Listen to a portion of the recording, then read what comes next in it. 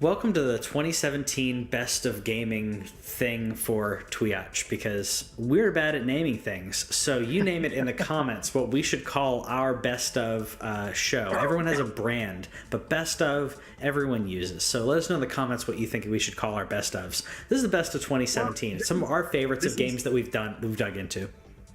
We're I don't know. For me, it's Kotaku does kind of a highlights of 2017 rather than necessarily a best of. Sure. And last year we did a bunch of like weird categories. Like one of the categories we have this year is new protagonists. Yeah. And yeah, so there's just a bunch of things that happened this year, and because we don't get games for free, and because we have finite amounts of money, and neither one of us is Batman. Yeah, we don't get to play everything, but there are definitely ones that we notice that we think are particularly special. Yeah, and so this is kind of our highlights of 2017 for your amusement. Exactly.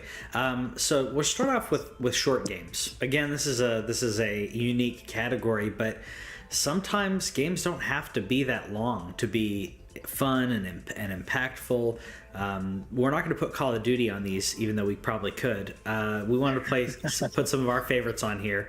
And starting off with SteamWorld Dig, which, Kevin, I know you dug into a lot. No pun intended. See what you did there. Yeah, SteamWorld Dig 1 was a game that ended up on PlayStation Plus, and I really enjoyed it. And then they did another one called SteamWorld Heist, which was more of a turn-based strategy type thing, and I was like, I mean, this is a fun universe, but mostly I was enjoying, the digging part. So Can I do that again? And so they did it, and they were like, okay, well, you remember how SteamWorld Dig 1 ended and it was really weird? Well, we're going to keep that story going. So you're showing up as a new protagonist looking for the protagonist of the first game, which I thought was hilarious, because that is great. At the very beginning of SteamWorld Dig 1, you find your dead uncle who sent you the deed to the thing, and at the beginning of SteamWorld Dig 2, you're showing up as like his niece. I'm not sure how the robot thing works in this particular universe, robot procreation, but yeah, he's got a niece showing up. And it's just a blast. Like they added a grappling hook type mechanic, and like you can hook onto a bunch of stuff, and it just worked really well. And they kept the core gameplay, gave you most of the powers that you'd had in the previous one, kind of like Infamous 1 to 2. Is like you start out with a lot of the same powers, and then they're like, oh yeah, and here's some more stuff.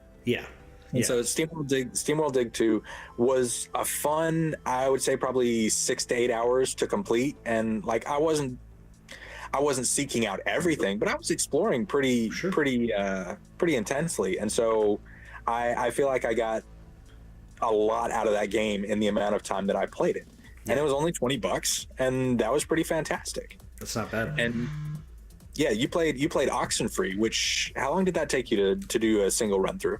It was less than 10 hours. I want to say it was around 8 hours. And I think that it could probably be done in less, because there's some puzzles to it. It could take longer, or you could just kind of explore a little more. I kind of went along with the story. Wherever the story was going, I kind of went that way, even though it does open up a little bit. For replayability, there's a lot of replayability in regards to the story, which I won't go into because of the amazing plot hook twist thing that happens. But I really loved this game, and it's one of the few games that when I finished, I wanted to play again.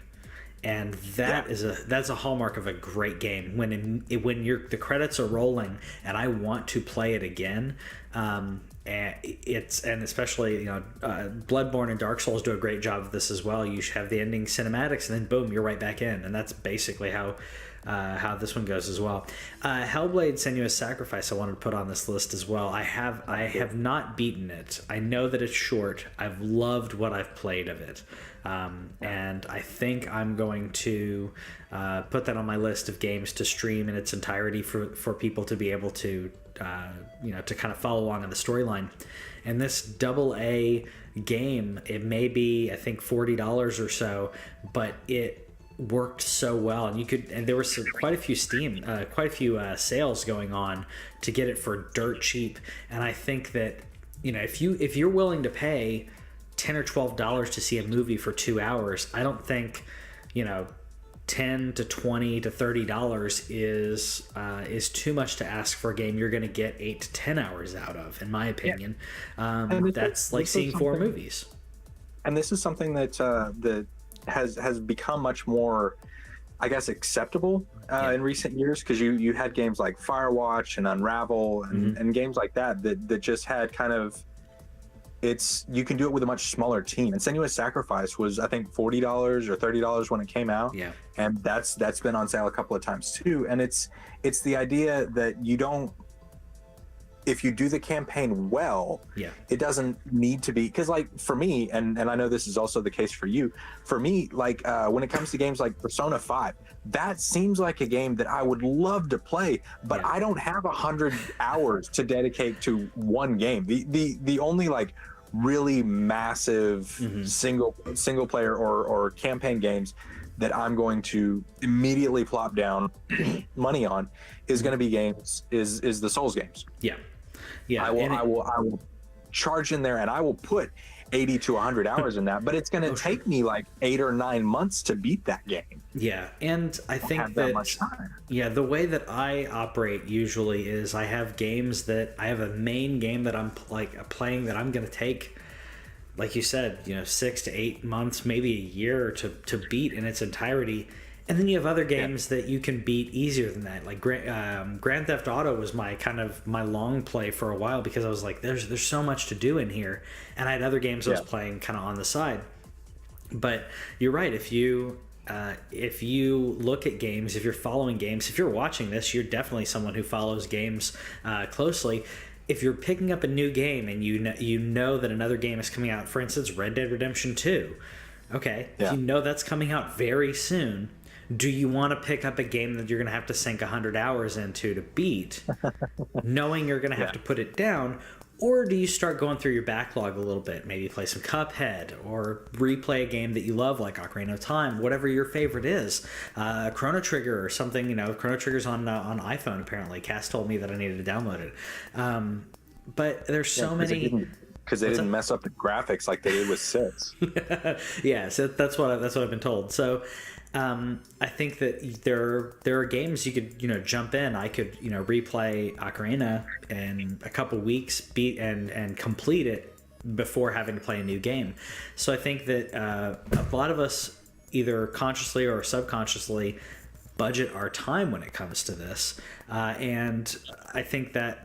Obviously, like I said, if you're listening to two guys talking about the best of gaming in 2017, you're probably someone who's watching and going, okay, this game's coming out. I know this game's coming out. You may not be budgeting money-wise. You're budgeting time, which, it's like, okay, well, I could keep collecting games, and I tend to do that. If I'm like, I want this game, I love this game, I'm going to play it eventually, so I'll buy it, knowing I'm not going to play it for a while. You may be in that category, maybe not. Anyways, on to our next category. Again, a unique category. Not best character, but best new protagonist. And there's a few in here. We were talking about. We were talking about Senua for regards to Senua's Sacrifice, and Aloy. We wanted to put on this list as well. Absolutely. I feel like I feel like Aloy is going to be like one of the next faces of PlayStation, because she's your Nathan Drake. Exactly, because Nathan Drake is retired, and that was a character that people associated immediately with PlayStation. Like there are other ones that are actually like developed, and people tend to associate Mass Effect with Xbox or things like that. But this is one that's like, this is a big PlayStation exclusive that Sony pushed, that Sony promoted, and that people who played it loved, because Aloy is interesting, and that world is interesting, and being able to go in there, she wasn't just out to everything, but she's actually interesting as a character, and Ashley Birch voicing her was really, really fantastic. Yeah, it's a great pick. Yeah, and then Senua is also notable for, and I on the show, but she was just a tech who they were like, hey, we need a placeholder for this one. But she did such an amazing job that they were like, okay, yeah, keep doing that until we release the game. Because and that is just a great story of somebody stepping up and being like, I want to do something new. I want to try something. I want to do something that I never thought I would do. Yeah. And they're just so wonderful at it. Yeah, she was their marketing editor. Their video marketing editor is what her job was. It wasn't even a job, like, she wasn't even working on games. She's part of the PR department. I love that.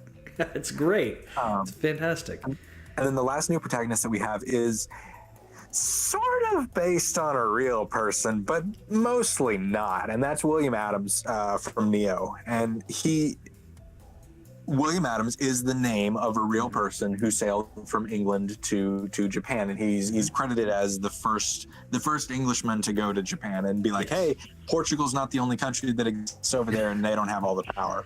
Yeah. And his actual history is really cool, but he as a protagonist is really fun. That have nothing to do with history. Yeah. He's fun because like you go in there and it's the fish out of water. It does suffer a little bit from the white savior. Yeah.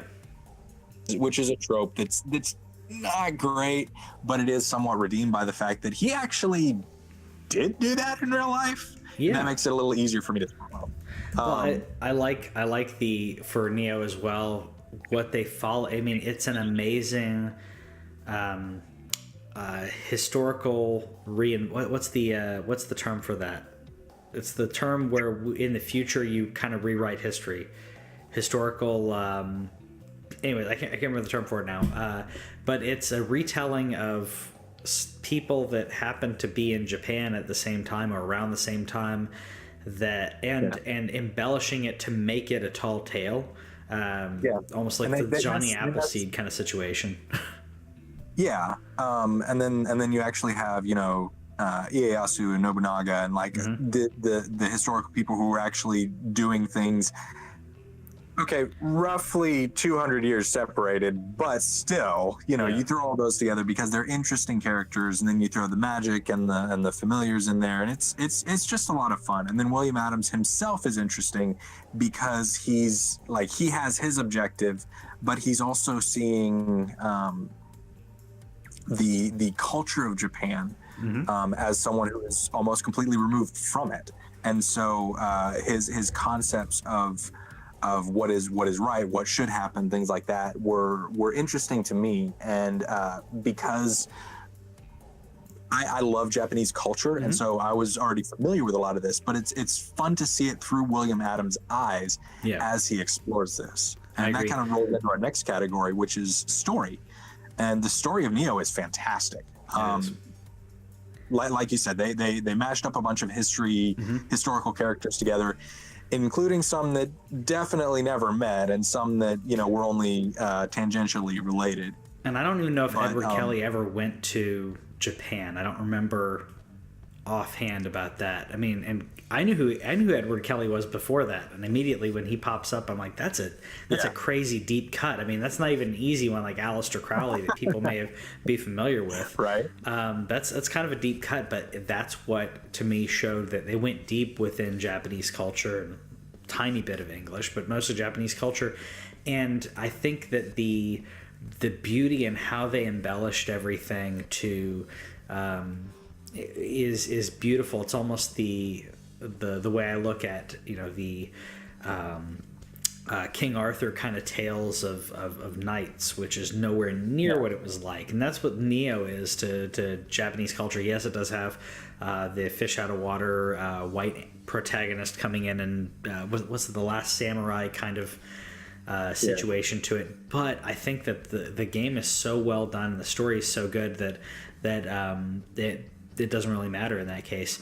I also want to talk about Wolfenstein 2 a little bit here, because Wolfenstein 2: The New Colossus' story is wonderful and very deep into subjects that you wouldn't think or would be dived into, but then when you think about Nazis and all that, you're like, oh, well, that makes sense why all of this would come up. in regards to racism, because it's taking place in the 60s with an America that was taken over by Germany and the Third Reich, but like the difference being that, you know, American situations were happening, but under that iron fist. So it's really it's really an amazing story, and I think it dives into really deep things like that, as well as being over the top and dealing with a character who should be long dead by now, but just continues to thrive. And I love that Wolfenstein's a thing still, because I loved Wolfenstein back in the day, and I'm glad that it's still something that people play all the way into 2017. It's also fun that this is Wolfenstein has, I mean, from the very beginning, and Return to Castle Wolfenstein, and then Wolfenstein 3D and stuff like that. Like it was basically, hey, there's Nazis. Nazis are bad. Kill them. Kill Nazi. Yeah, that's it. Yeah. And Wolfenstein rebooted a couple of times, but I feel like the New Order, New Colossus, Old Blood, like those have expanded a character. Because like if you had told us 5 years ago that BJ Blazkowicz was going to be one of the greatest protagonists / stories of 2017, we would have been like, wait, the guy that just shoots everybody, like he's a Rambo aimed at Nazis. And they really did a good job at fleshing him out, giving him characters, because like he's got, you know, the characters in his headpiece that are telling him, you know, this is what you need to do, this is why you're doing what you're doing. And for me, that's what drives a story, is when I know why the protagonist is doing what they're doing, and I'm able to get inside their head. Oh yeah. And the Wolfenstein 2 New cutscenes Colossus definitely stepped it up. Yeah, and the cutscenes in the Wolfenstein 2 are amazing. Again, getting out of where you're just in the person's head, like being able to interact, kind of like Borderlands, where you actually do see an NPC that you don't have to shoot. That's helping you, and then, you know, cutscenes that actually bring the story along as opposed to just a loading screen. I think really helps to immerse the player. And I think that's really important in single player. Now in multiplayer, you have a little bit of difference, because you may or may not need context depending on what you're doing. A little bit of context is good, like Battlefront 2 added to that, but we're not going to talk about that being the best multiplayer game because of a lot of reasons. We're going to talk about Gang Beasts.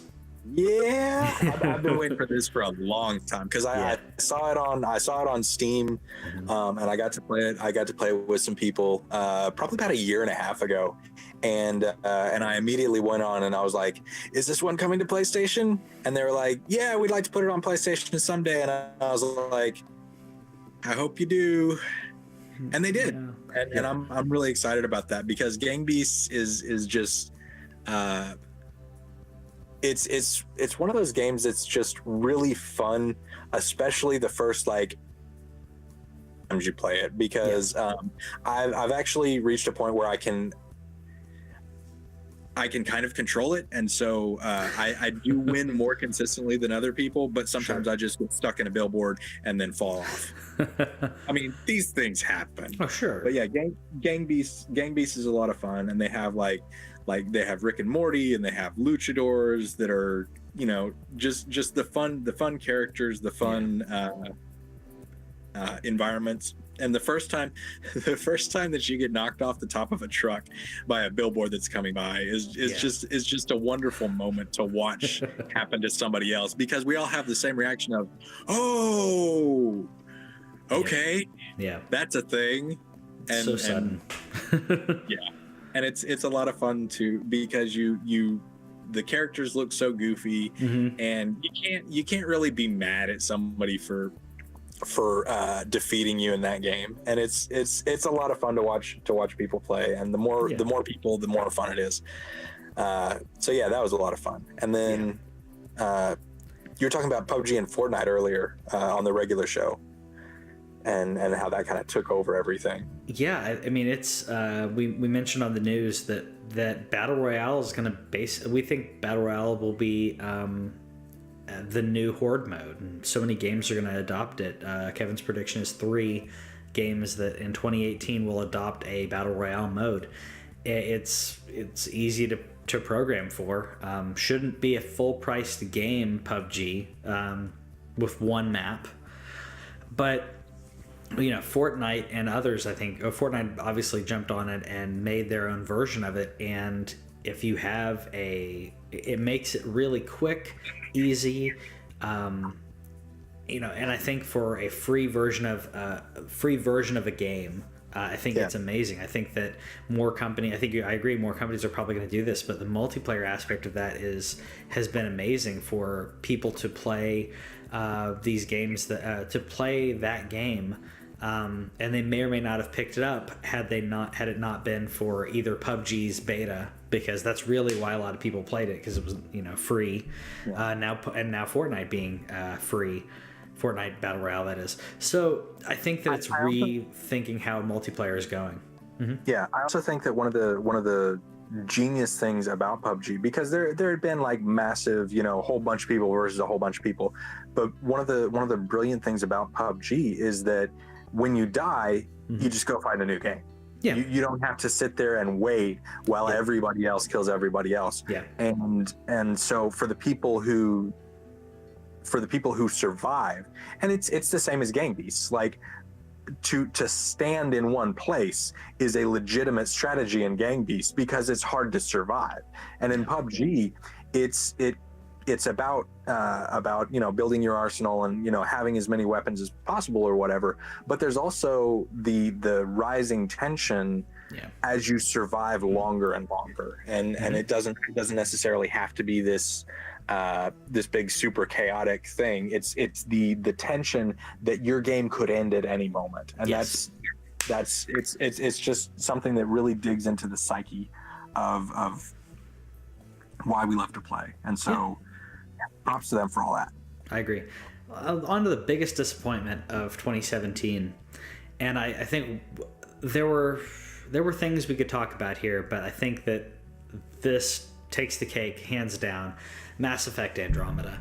To take probably one of the best intellectual properties from the previous generation, and for your new anthology, trilogy, whatever they were going to do with it, for the first foray into that to have been this big of a failure is just sad. And I think that it's horrible that EA has misplaced so much of the blame on this, not understanding why people didn't enjoy it.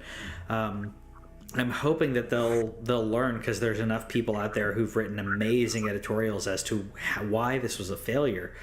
But from the other thing is, like, they thought that you could just, this license will sell, and just give it to a completely different team, outsource half of it, and just think that it was going to be okay. Yeah. And it's like, no, we're paying attention, and you will pay in a financial way if you don't take care of the properties that you've created. Mm-hmm. That's what happened with Joel Schumacher and Batman. I mean, Tim Burton created this amazing world and revitalized the superhero genre, which no one thought anyone could touch at the time, because everything, if you try to do a superhero movie, Superman dug that into the ground, and no one could touch that category. Tim Burton comes in, redefines what a superhero movie can be, and then they go, we don't like working with you anymore, so we're because we didn't like the direction we're taking, we'll hand it to Joel Schumacher, and everyone will laugh.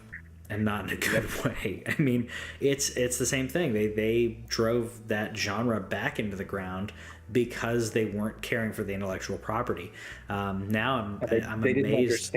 They didn't understand what made it great, and what made Mass Effect great was the characters and again, just the attention to detail. It's these little nuanced things that we may not even be able to define. Like you said, there have been a lot of editorials on this and what made it not okay. Sure. But like there's so many intangibles that go into the making of something like this that basically kept it from being what it could have been. Yeah. And then like you said, they tried to throw the blame on other people, and it was like, no, that's on you. It's all on you. It's a top-down problem. It's a management problem. Sorry, next category, Games were on last year's show, but we're still excited about coming out, because there were games that we talked about being really excited about that got pushed out, and the two that got pushed out, and I will say our predictions, those are the ones that didn't have release dates on them. So we didn't talk about Kingdom Hearts 3 because I think neither one of us believed it was going to happen, but Ni no Kuni 2 and Red Dead Redemption 2, we're still excited about it, even though there's delays. Both originally slated for fall, and I am no less excited about either one of those than I was before. There also hasn't been a lot of news. They've just been quietly working on it, and they said, okay, we're not done. We're not going to be done by October or November, respectively. And then they were like, we'll bring it out when it's done. I don't know if you've ever seen the Charlton Heston movie, where he's like Leonardo da Vinci and he's painting the ceiling of the Sistine Chapel. No. Sorry, really super deep cut. But the Pope keeps asking him, when will you? And it comes to an end. Lost your audio there for a second. The Pope said what? The Pope kept asking him, when will this process end? And he said, when I am finished. And when these games are finished, we're going to play the heck out of them, because we trust these developers to know what they're doing. And especially with Ni no Kuni 2, it looks like a very different game than the first one. The focus is a lot different. A lot of the gameplay mechanics are going to be different, but the heart of the story is something that I'm really excited about. Red Dead Redemption 2, there's not a lot of Western games out there, and so I'm looking forward to seeing where that goes. And as many of you know, I missed the first one just because that was at a time when I wasn't playing a whole lot of video games, and so I'm really excited about the ability to play Red Dead 2. I hope that it lives up to the first one, but I'm excited about it either way. I mean, it's a property that has depth to it, and I think that Red Dead Redemption showed that Westerns can still be relevant. Where it's not a genre that if you told me, hey, are you excited about the new Western movie coming out, whatever, you've got to really sell me on it.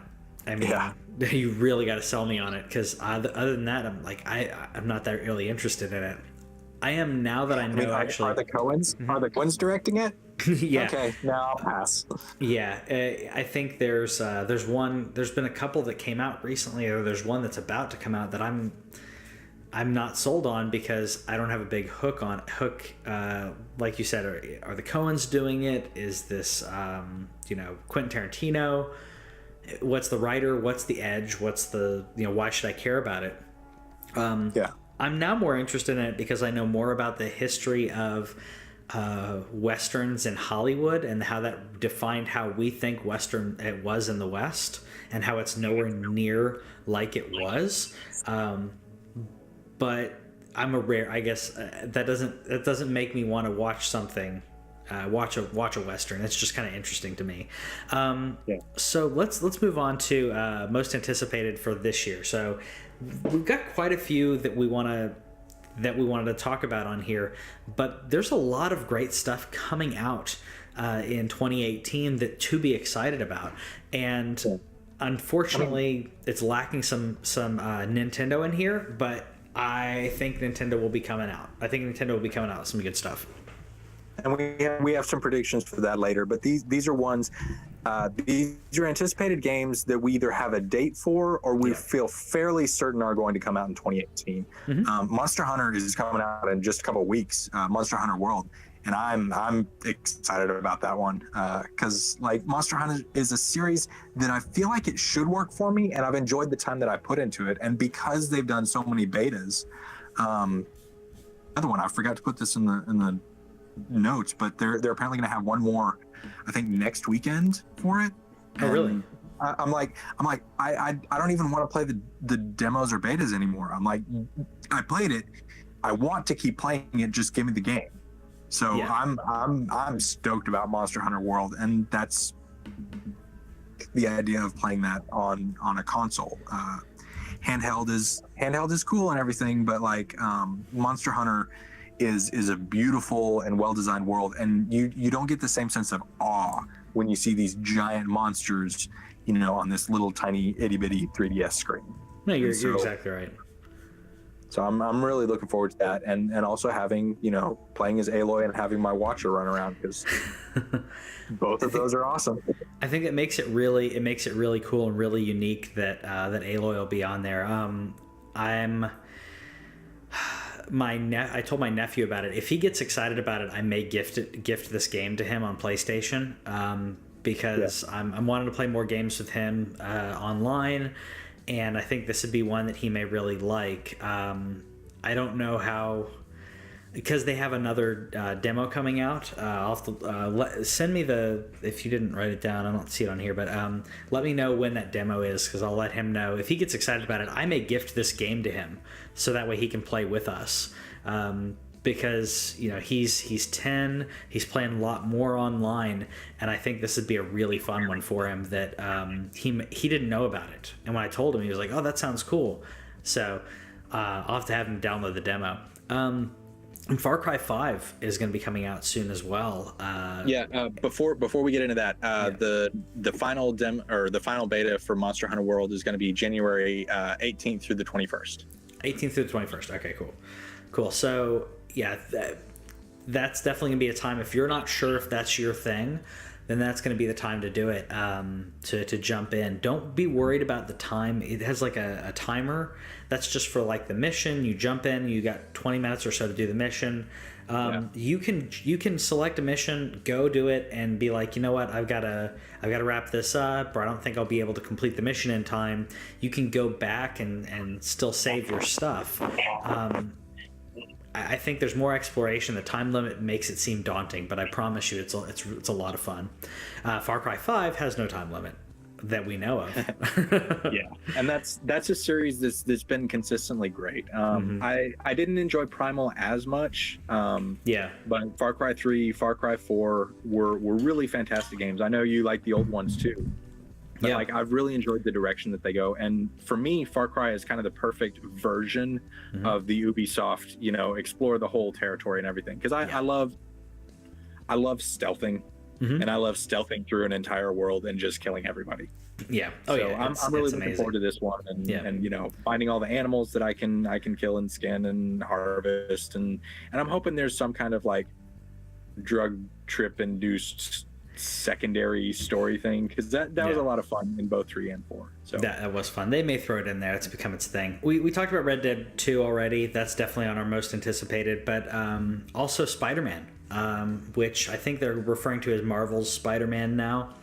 At least I've seen people referring to it as. I'm fine. I don't know if that's the official title, but I was already wanting to play this game, and when I saw some of the cinematics and the story, the fact that they bring in Miles Morales, the news that you're going to be able to play Mary Jane, in some level, I don't know if that means like 1 or 2 times or what it means, but going in depth on Kingpin and other characters, it looks like the storyline is going to be really good in this, and I cannot wait. The fact that it's not connected to anything, because that's one of the brilliant things about the Arkham series, is like they just took characters and they threw them in there, and then the main antagonist for this Spider-Man is actually a character by the Insomniac team, which is really exciting. Telltale did that for the Batman. Again, same thing with making a new character and it still works, and still having really good villains in there is important. But who was the new character in Batman? Lady Arkham. Yeah. Okay, cool. Lady Arkham was not a thing. So the entire time when they kept talking about Lady Arkham, I thought they were going to be doing something like Mask of the Phantasm, or they were going to be doing like a Talia al Ghul kind of situation, but they didn't. And it worked really well. And so some other games we're excited about. Anthem. Well, hold on. Before we get to these, that's a separate category. The last 2 that we have anticipated that we feel confident are coming out in 2018 are Code Vein, which is the next version of a Souls game. Neo worked out really well. I'm just about finished with that one, and so I'm looking forward to Code Vein. It looks like It looks like it's going to be a lot more fun than Lords of the Fallen was. It seems like they get it more. Yeah. So I'm looking forward to that. And plus, vampires. And then UFO 50 is the 8-bit collection that they announced last year with a bunch of indie devs. That one just looks goofy and fun, and I fully anticipate that that'll come out in 2018. Then we have a bit of to transition into the predictions. I want to go through and see which ones of these games that have been announced and they've either said they're 2018 or we expect that they'll announce and release in 2018. Okay. So we're going to go through that. So I got to take off Sea of Thieves. I put Sea of Thieves in the wrong section then, because Sea of Thieves is definitely coming out. Don't you think? Yeah, and that definitely goes in the anticipated category. Yes, I am so we're looking forward to that. Yeah. Anthem was announced at E3, and they said 2018. Yeah. I'm saying no way. I think it's going to be fall. No way that game is coming out in 2018. I think it's going to be fall, and I think there's going to be a big push on Xbox. We have a disagreement there. That's fine. Yeah. And so this is going to be, like I said, this is a predictions bit. So we'll see who gets more of these. So I say Anthem is not coming out in 2018. You say it is. Yep. Okay. Spider-Man. Yeah. Okay. Yeah, I don't think that's a question. I think that they've been working on this for quite a while. From what they've shown us, it seems like they've been working on it for quite a while, and we're closer to launch than we think. Okay. I can see this being PlayStation's big 2018 fall game. Sure. But they have also, for the last 2 or 3 years, announced these games for fall and then pushed them all into the spring, and they did just fine. Yeah, I think it'll be summer. I think it'll be summer to fall for Spider-Man. Fall's not bad. I think that would be awesome. Yeah. Next one we have is Days Gone, the zombie horde mode thing. This one, I don't know. I want to hear what you think. Do you think that one's coming out this year? I think that it is. This one was supposed to come out last year, right? I don't remember for sure. I don't remember if they had a date on it, but the only date that I remember seeing for sure was 2018. I'm pretty sure. I mean, this was announced a couple years ago now. I think that this will come. I think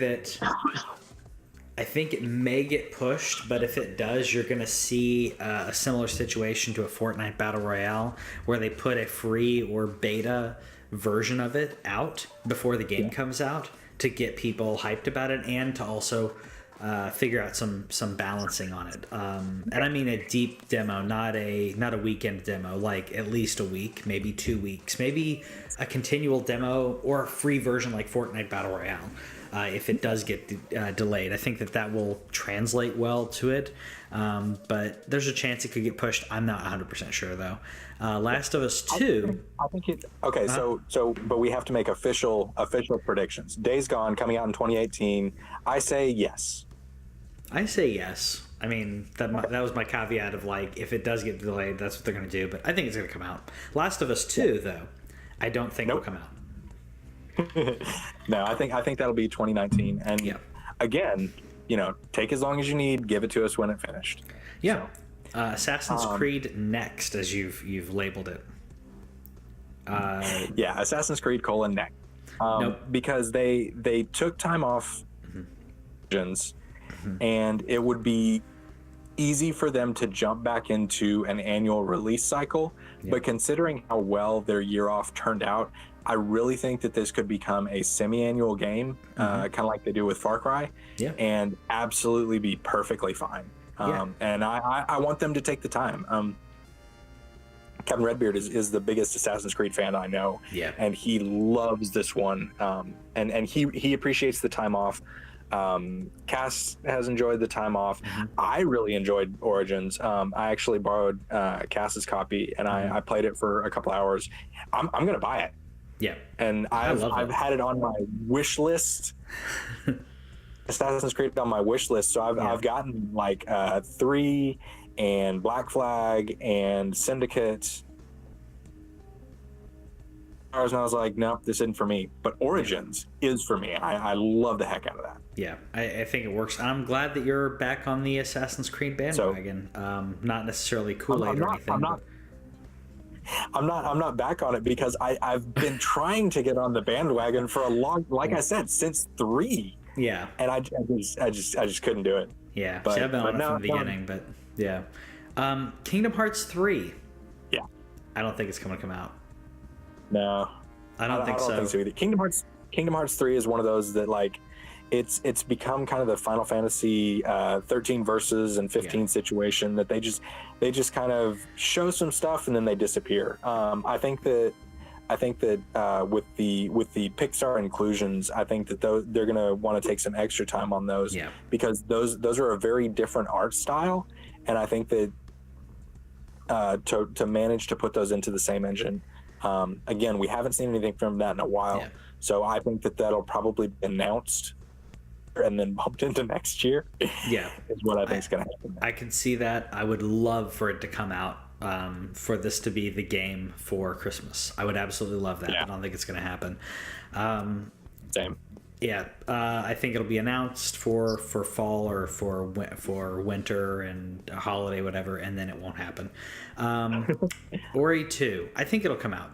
Yeah, I think Ori 2. Ori and the Will of the Wisps is something that they announced, and I trust that team to come out with it. And I mean, Xbox needs their big. I mean, this isn't a tentpole release for them, but I feel like that it is one of their more substantial first party indie successes. Yeah. And so I feel like that they have put the money and care into that, and they announced it last year, showed off a little bit of gameplay and everything, and so I'm really looking forward to that. Yeah, I agree. Octopath Traveler, I think it'll probably come out. I think there's enough push behind it that they'll be able to finish it up, and I don't think that from what I know of what they're doing on, I think they're not necessarily almost finished with it, but I think that they've spent so much time on it. I think that that's not necessarily a something I think would be delayed. Yeah, I think that's coming out this year. Yeah, Shenmue 3. I don't think so. Nope. I don't think so. I would love for it to come out. Skull and Bones. So Skull and Bones is the not so fun, cartoony pirate game, right? Right. Well, Skull and Bones is Black Flag without the on land parts. Okay. So that's the Ubisoft. So you like pirate ships, huh? Here's some pirate ships. I see that as a. I think that will take the place of where Assassin's Creed normally goes. Yeah. So I think that one's coming out this year, even though we have like almost no details on it. Yeah. Just based on the way that Ubisoft is approaching it, I think this one's coming out.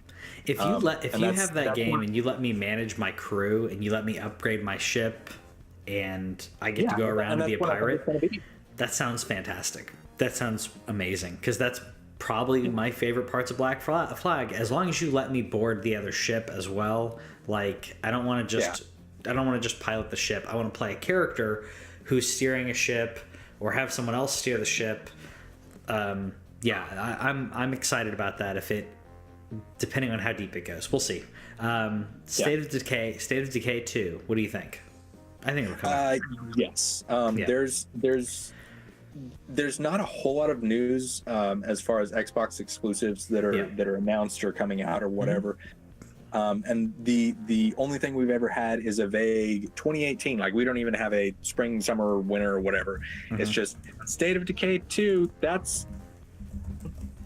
But at the same time, State of Decay 2 launched, and then it fully launched, and I think that they've had enough time to really kind of flesh this out and make it everything that they wanted to do. And like, one of the things that I learned from the Blood, Sweat, and Pixels book by Jason Schreier that came out this last year, is that so much of the time, especially when you have an unproven IP, an unproven team, is that they have kind of their dream list, and then what gets released is what they were able to do. I think that Microsoft saw, the quality that came out of this fairly small team, that they went, okay, this is something that's important. This is something that works. This is something we want to see more of. Yeah. Have a bunch of money. Yeah. And so I think the State of Decay 2 is coming out this year. Mm-hmm. Yeah, I think that makes perfect sense. So let's see. After that, Metro Exodus. Yeah, I think so. I don't see a reason why it would get delayed, and I think that Metro has enough momentum about it right now that they're going to want to capitalize on it now and not delay it too much. So I think so. Okay. Otherwise, it'll risk that game of being, hey, you remember that game that came out years ago? They don't want that kind of feel. Halo 6. Hold on, I don't think it is. You don't? Okay. No, because the first demo that they showed had a lot of first person, a lot of gameplay. The second one that they showed was a massive drop in video quality, and it was mostly cutscenes. Mm-hmm. So I think that they created a vertical slice of this game to show off. Yeah. And then when it actually came to fleshing out the full game, I think that they panicked a little bit, and so I think this is a game that's going to kind of. I think that they're having a lot more problems than they're letting on, and so I think that this one will need to be delayed, or it's not going to be the game that they want to release. And like you said, it's a recognizable enough IP that I think that they will allow them to finish it. Yeah, I don't think that they'll need. I think that it's finished enough. We'll see what happens on it, though. I think that they're farther along. I don't think it's something that they're having to take that much time to build and flesh out. But we'll see what happens. Halo 6, though, I think will come out this year. Yeah, I think it's going to be a fall. They've been on a 3-year cycle for like the main games, and again, this is something that they haven't even mentioned. But I feel like that they're going to. I feel like that this is going to be and it's coming this fall, and I think that they'll stick to it because they know how important, particularly for Microsoft, they need to have that first party. No, really, we still make games. Yeah, and so it's important enough to them that they're going to give them whatever resources they need to make sure that this happens, because for them it's critical, in my opinion. Yeah, I think it could be. I think that we'll go into predictions, but I think this is going to be a huge year for Xbox. We'll go into that later, though. God of War. Yeah, we still don't have a release date for it, but I think it's definitely coming out this year. I agree. I think again, this is something that they've been working on long enough, and we've seen enough of it to know that they're close to completion on it. I'm very happy that I've stayed away from there's been a lot of in-depth stuff on artwork and other things, and I've kind of stayed away from it. I want to experience it through Ares, or I don't even know if you're calling him Ares. I didn't even see that, if they are or not. I want to see it through his eyes. I want to experience the story and experience this Norse mythology from a fresh perspective. I'm very excited about that. Kind of like Neo for the Japanese culture. Right. Yeah. Yeah. Final Fantasy VII Remake. What do you think? I think so. I think it'll actually come out this year. I think that a lot of the hard work was already done for them when it came to the character design, and now they're building. I mean, yeah, there's some work when it comes to camera and everything, but I think we're gonna see it this year. It's gonna be really late. If it gets delayed, I'll be sad, but I think it'll be late this year. You think it's gonna get delayed until next year? No, actually, I think it's gonna come out, and I think it's gonna be broken and not worth playing until next year. Oh, okay, that's an interesting prediction. I could see that. But anyways, that's it for our most anticipated games. Let us know in the comments what some of your favorite games of 2017 were, and what your most anticipated games are for 2018. And we'll see you later. Thanks for watching This Week in Our Collective Heads. Subscribe over here and click the bell, and that way you'll know about any new videos that we put up, because we put up a lot of gameplay, a lot of stories from games and stuff like that, and gameplay is down here. Yeah, and you got more editorials and news stuff down here. Check it out.